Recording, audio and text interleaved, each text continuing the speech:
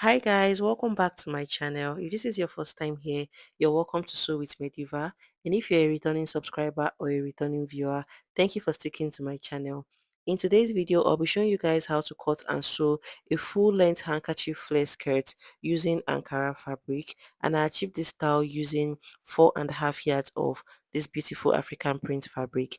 So make sure to keep watching and make sure you watch till the end. And if you find this video useful, don't forget to give it a thumbs up, leave a comment and subscribe to my channel. So like I said earlier, I made use of 4.5 yards of this beautiful African print fabric, and I have my other sewing tools here. So without wasting much time, let's jump right into the tutorial. So the trick to making these skirts without joining your Ankara fabric is by folding your fabric into four like this. Just the normal way we fold our fabric into four when we are cutting on the front and back panel of our dress or of our skirt. So for mine, I folded 4.5 yards of Ankara fabric into four, making sure each part is equal. So let's say this is my 4.5 yards of fabric. I went ahead to fold it into four. I divided it into four equal parts just like this. So this is the exact same thing I have as my main fabric. I hope you guys understand. So by cutting out this way, you're going to have a front panel and a back panel, and then just go ahead to join it on the sides. With that, you'll be able to insert your pocket as well. So this is what I have here, as you can see. So the width of each of my fabric is 40 inches. So we're going to slant the fabric this way to be able to cut out our handkerchief flare. I hope you guys understand. If you don't understand, you can go back to watch the video again so that you can get it. So this is the apex of the fabric, the completely closed part. So that is the point you'll be marking our waistline. So to achieve a fuller handkerchief flare skirt, I'm going to be dividing my waist by 4 instead of dividing by 6.28. Normally when you're cutting in this form, you divide your waist measurement by 6.28 to get your exact waist circumference. But I want my handkerchief skirt to be fuller, so I'm going to divide my waist measurement by 4. So by the time I cut it out, the waistline of the skirt is going to be bigger. So I'm going to just go ahead to gather it so that my handkerchief skirt appears fuller. I hope you guys understand. So my round waist measurements divided by 4 is 9 inches. So from the apex of that fabric, I'm going to mark 9 inches to form a circle this way. So like I said earlier, if I didn't want my skirt to appear full, I would have divided my waist measurement by 6.28, which is a constant, and then I'll be getting like 5.75. So instead of coming down by this 9 inches, I would have come down by 5.75. I hope you guys understand. And then I'll add half an inch to the waistline for turning over. The next thing I want to do is to mark out the full length of the skirt. So the full length of my skirt is 30 inches, which was later too long. So I ended up reducing the length of the skirt. I'll add that initial 9 inches to the 30 inches length and mark 39 inches from the apex of the fabric. So I'll go ahead to mark 39 inches. Although I ended up using 27 inches because the skirt was too long. So I have it marked out there. Then after that, I'll come over to this completely closed part of my fold and also mark the same length. So whatever length you are working with for yours. So I still mark 39 inches at this point. Mark the same length there. So after that, I'm going to go ahead and mark that 39 inches all the way down from this side. This is just to achieve a straight line. So from the folded angle of my fabric, I'm going to mark 39 inches all the way down till I get to that point.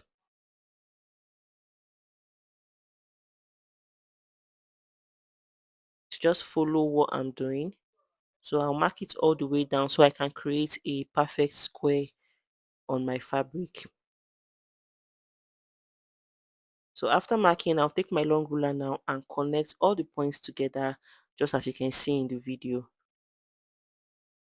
So I'll connect these points all the way down and I'll also connect it to meet the other side. I'll connect it to meet the other side. So let's go ahead to do that. So I'll connect these 2 points and also connect this one all the way down. So at this point, you should have a perfect square on your fabric already.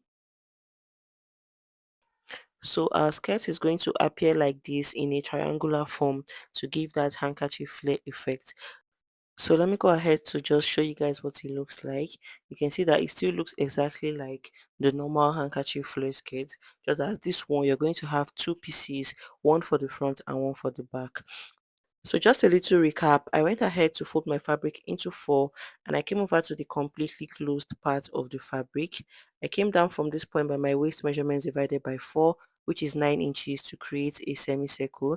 After that, I determined the length of my skirt and then I added this initial 9 inches to it to get the full length I'll be cutting out, and which is 39 inches. I marked it towards that side and also marked it towards this side. Then I took my tape rule and marked it across the fabric to create a perfect square like this, and this is what we have.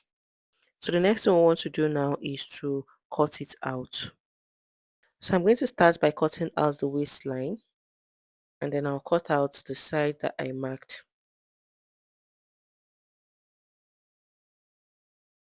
So if you are seeing this video and you're yet to subscribe to my channel, please hit the subscribe button for more amazing tutorials.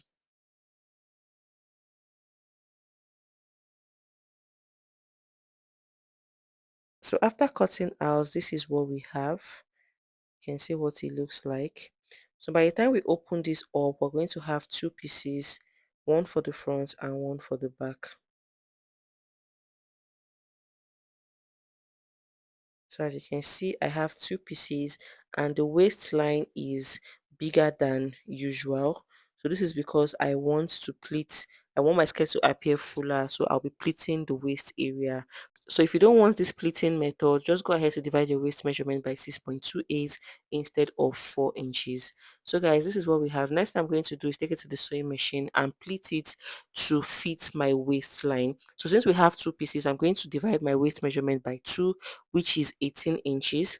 So I'm going to leave 1 inch at the edge and then pleat the remaining part to create my 18 inches waistline. So the 1 inch there is going to be the joining allowance and the zipper allowance, and then I'll pleat the middle part to create 18 inches. I'll do the same thing for the back panel. I'll leave 1 inch on the edge and then pleat the remaining part to create my 18 inches. So when I'm done with that, I'll show you guys what it looks like. So guys, after pleating, this is what it looks like. So I left 1 inch at the edge, just like I said earlier. So what I will have here will be around 20 inches, since I'm going to use 1 inch to close it up on both sides. And I have done the same thing on the back panel as well. So the next thing I want to work on is the peplum design on the waistline of our skirt. So I'm gonna have to cut it out. All you have to do is cut out a very long fabric, depending on how much you want the peplum to fall on the sides. So for the width of my own fabric, I have 65 inches, and for the length, I have 12 inches. And I have two pieces of it, one for the front and one for the back. So remember that the skirt is not going to have any waistband. We're going to be using this to turn over the waistline. And the first thing to do is to fold the fabric into two and notch out the midpoint. And on my front panel as well, I'm going to fold it into two and notch the midpoint. So you're going to repeat the same process for both the front and the back panel. So notch the midpoint, and then on the wrong side of the fabric, place the right side of your peplum facing it this way, and then merge that notched point together. So and then I'll go ahead to also use my pin to hold it after this 1 inch mark, because that is going to be my joining allowance. So I'm going to start joining after the 1 inch mark. I'll also do the same thing on the other side. I'll leave that 1 inch allowance and then pin the fabric to the waistline.